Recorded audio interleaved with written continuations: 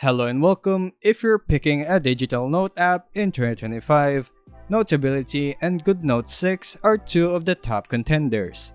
Let's see how they differ and who each fits. Notability has recently added powerful AI upgrades.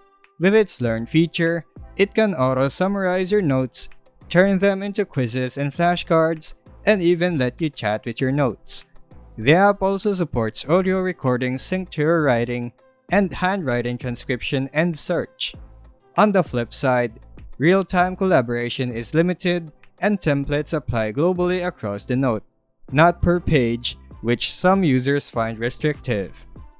Goodnotes 6 also leans heavily into AI tools.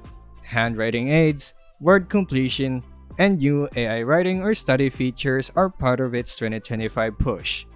It retains strong traditional strengths: smooth free-form writing, lasso and gesture tools like circle to select and scribble to erase, and hybrid typing and drawing.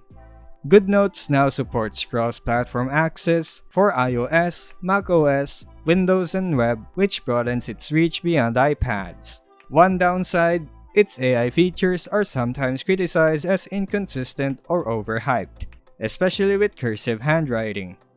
So which should you use?